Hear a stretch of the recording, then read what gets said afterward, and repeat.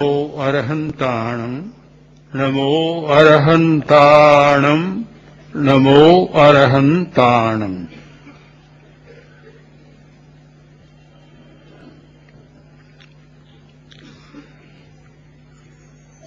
एक वर्ष पूरा होने जा रहा है, नए वर्ष का प्रारंभ सामने। समय तो आता है चला जाता है। एक बुद्धिमान मनुष्य के लिए यह आवश्यक है कि वह समय का उपयोग कैसे करे, कैसे जिए और कैसे शांति का विकास करे।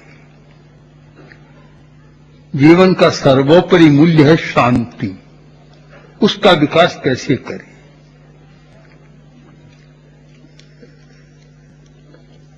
वर्तमान युग में और वैज्ञानिक वातावरण में और वैज्ञानिक निष्कर्षों, आविष्कारों और खोजों ने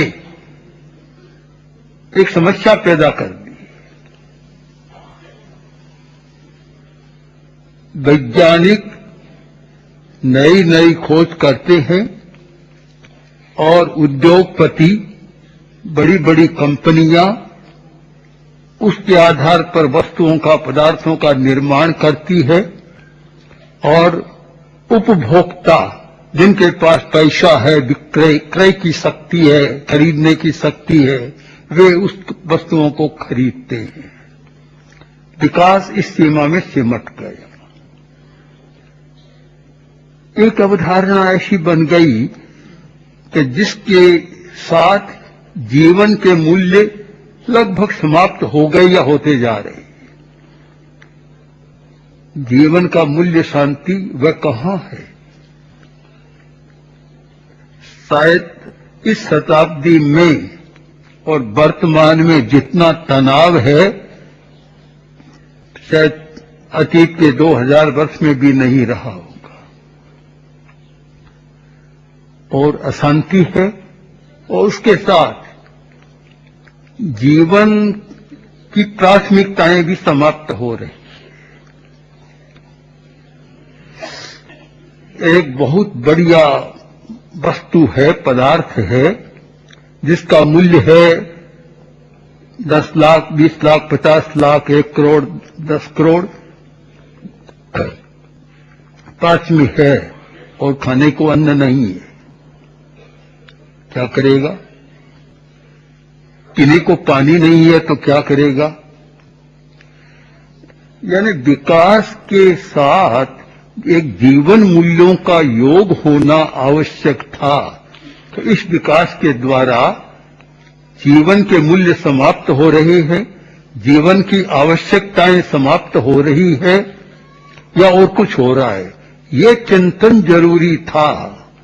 वह चिंतन लगता है कि इस विकास की अवधारणा के नीचे दबता जा रहा है और एक मिथ्या अवधारणा विकास की बन गई और इसीलिए इतना अनावश्यक निर्माण हो रहा है।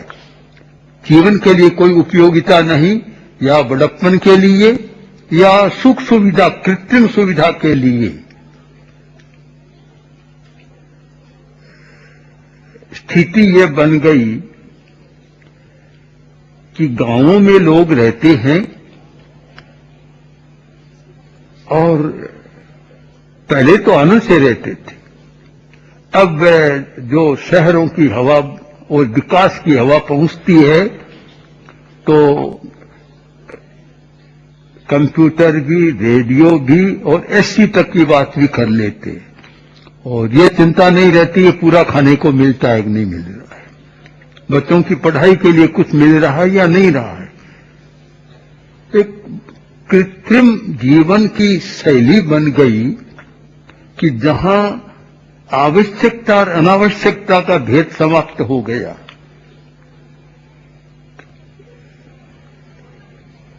मैंने देखा है कि लोग बड़ी शांति से रहते थे और बीमारियां भी कम थी। 100 वर्ष पहले देखें, इस प्रदेश में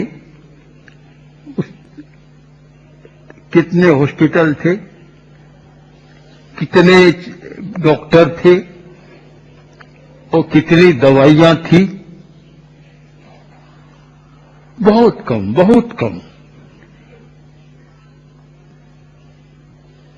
और पूरे हिंदुस्तान को लें भी तो बहुत कम।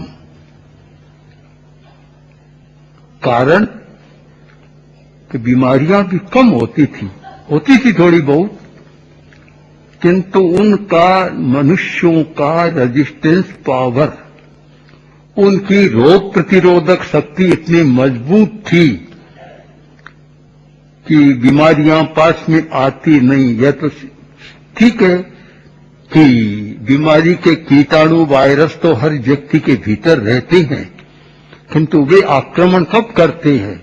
जबकि रोग प्रतिरोधक शक्ति कम होती है तो वे आक्रमण करते हैं, नहीं तो वे पड़े रहते हैं, कोई आक्रमण नहीं कर सकते।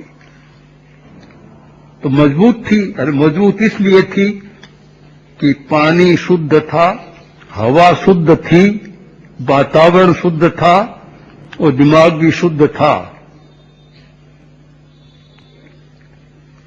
वर्तमान के विकास की बड़ी देन है कि इतना ये गैसीय पदार्थ का उत्सर्जन हो रहा है कि पानी भी प्रदूषित, हवा भी प्रदूषित, पर्यावरण प्रदूषित। इस प्रदूषण के कारण न केवल शरीर बिगड़ रहा है, मन भी बिगड़ रहा है, भाव भी बिगड़ रहे हैं। कल परसों हमारे पास एक भाई आया, शायद डॉक्टर ही था, उसने कहा कि आप ये पानी न पिए जो कुएं का आ रहा है। क्यों?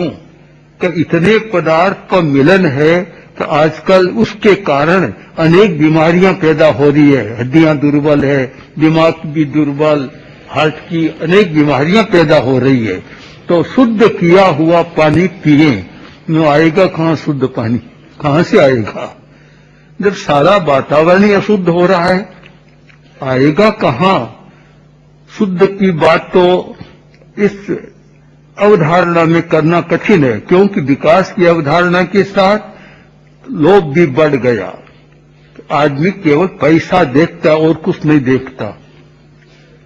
मिलावट तो पहले भी होती थी, अतीत में नहीं, ऐसा नहीं, क्योंकि हर युग में बुराइयां तो रहती है, मिलावट होती थी।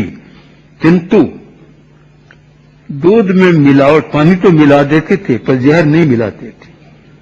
पानी मिलाते ठीक है, जिनका पाचन कमजोर है अच्छी बात है, उनका पच जाएगा, पर जहर नहीं मिलाते थे, नकली दूध नहीं बनाते थे, कृत्रिम दूध, सिंथेटिक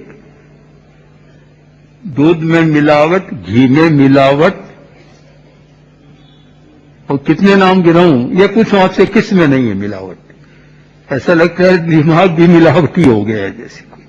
हर चीज में मिलावट है। ये विकास, पदार्थ और धन, सुविधा, बस 3 शब्दों में अटका हुआ है।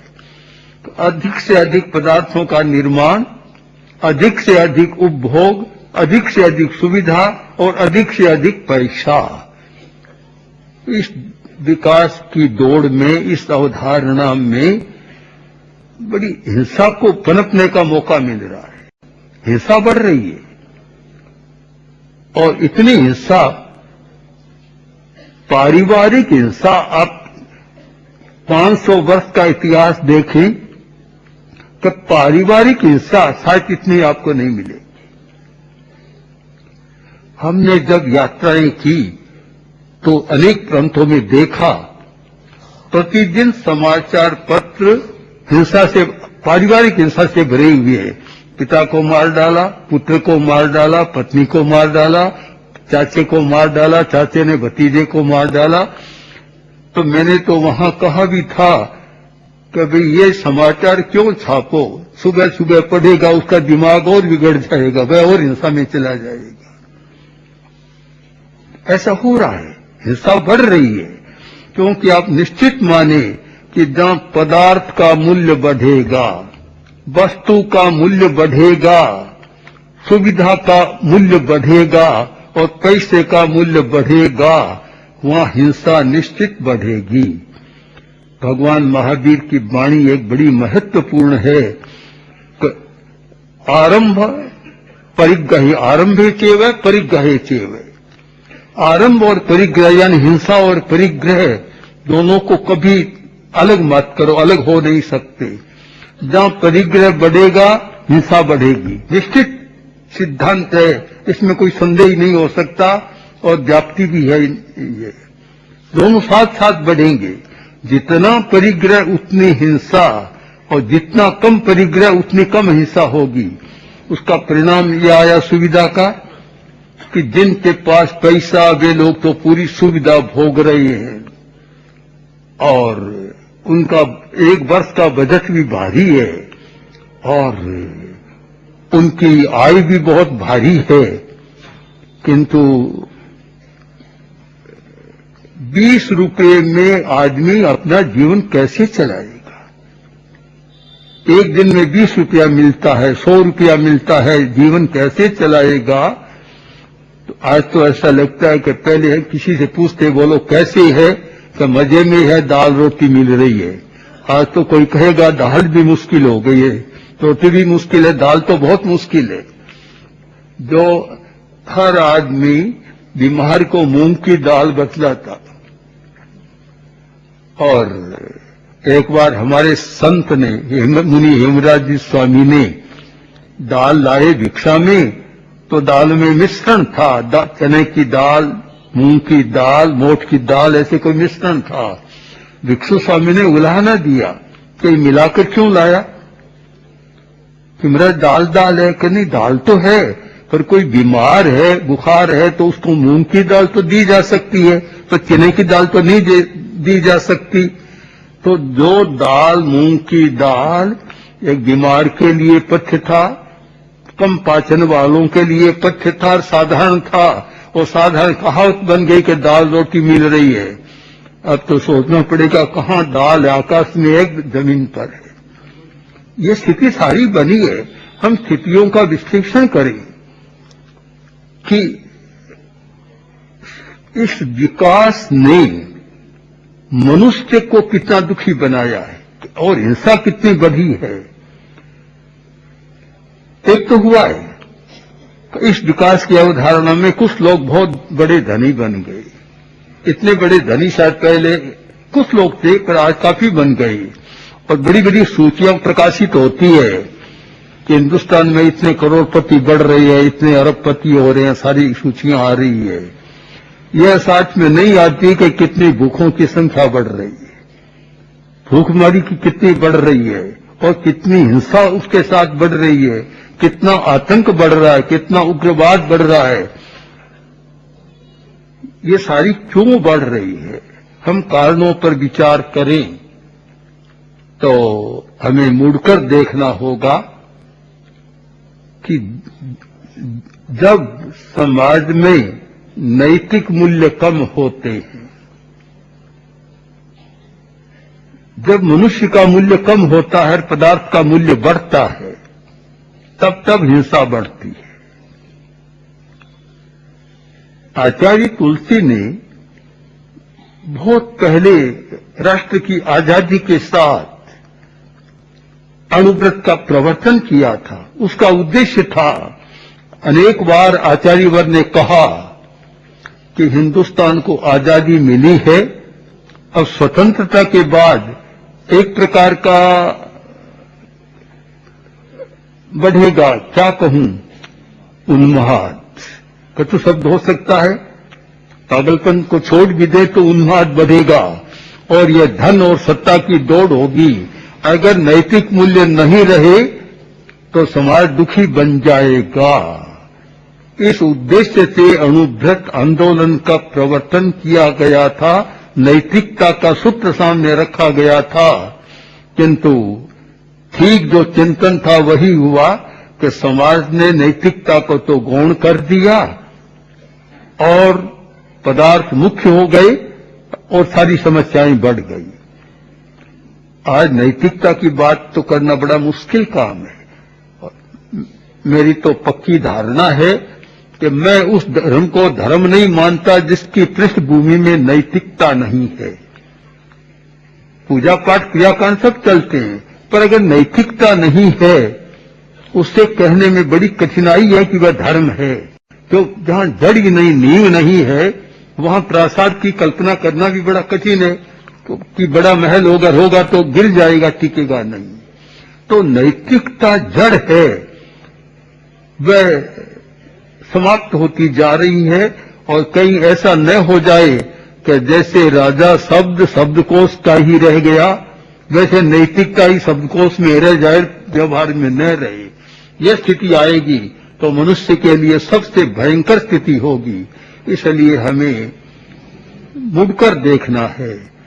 नए वर्ष के नए सूर्य का स्वागत करें तो नैतिक मूल्यों की प्राप्ति के साथ करें, आध्यात्मिक चेतना की जागृति के साथ करें, शांति के साथ करें। ये संकल्प करें कि जीवन का सर्वोपरि मूल्य जो शांति है वह खोता जा रहा है, समाप्त हो रहा है। हमें शांति के साथ जीना है, इसके साथ करें तो नया वर्ष अच्छा हो सकता है।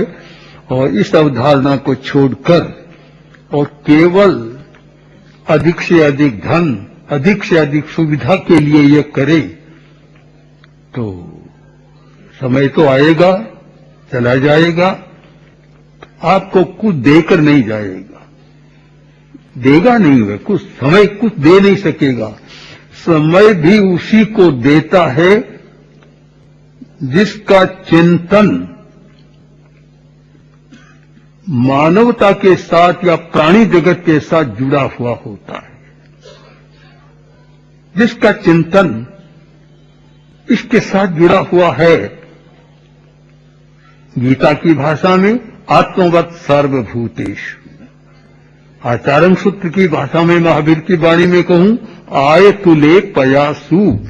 पुराने ऋषियों ने, आचार्यों ने जो सत्य को खोजा था और जिस सत्य का प्रतिपादन किया था और जिस सत्य के आधार पर समाज एक सुखी जीवन जी रहा था, वे सत्य विस्मृत हो रहे हैं। उन सच्चाइयों को भुलाया जा रहा है। तो उनके स्थान पर ये पदार्थ की सच्चाइयां सामने आ रही है, जीवन की सच्चाइयां लुप्त हो रही है, पदार्थ की सच्चाइयां सामने आ रही है। मैंने तो अनेक बार कहा, आज भी इस प्रसंग पर कहना चाहता हूं कि हमारा वैज्ञानिक जगत और हमारे वैज्ञानिक भी थोड़ा विराम करें, सीमा लगाएं कि किसका विकास करना, विकास की सीमा लगाएं कि किस पदार्थ का निर्माण करना, किसकी खोज करना है।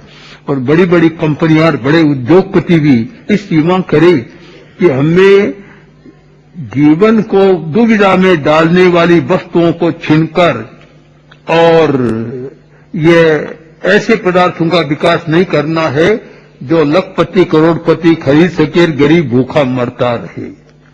अगर ये चिंतन बदले तो शायद आने वाला वर्ष कल्याणकारी होगा। मैं चाहता हूं कल्याणकारी बने और हर आदमी नैतिक मूल्यों की खोज करे, नैतिक मूल्यों का विकास करे। बाजार में नैतिकता, ऑफिस में नैतिकता, व्यापारी में नैतिकता, कर्मचारी में नैतिकता और सरकारी अधिकारियों में नैतिकता, और जो बड़ी बड़ी कुर्सियों पर बैठे हैं, सत्ता की कुर्सियों पर, उन सब में नैतिकता का दर्शन हो। आज तो बड़ा मुश्किल है कि कहना कि और सब कुछ है, उस घर में या उस ऑफिस में या उस दुकान में नैतिकता है या नहीं, और तो क्या धर्मस्थान में भी नैतिकता है नहीं, यह भी बड़ा कठिन हो रहा है, बड़ा कठिन हो गया, समस्या हो रही है। तो मैं इस अवसर पर यह कहना चाहूंगा कि अगर हमें हिंसा को कम करना है, आतंक को कम करना है और शांति के साथ जीना है, तो अहिंसा और नैतिकता पर विचार कर और उसके साथ नए दिन उगने वाले सूर्य का स्वागत करें। तो समाज का कल्याण होगा, परिवार का कल्याण होगा, व्यक्ति का कल्याण और विश्व का कल्याण होगा। ओम आर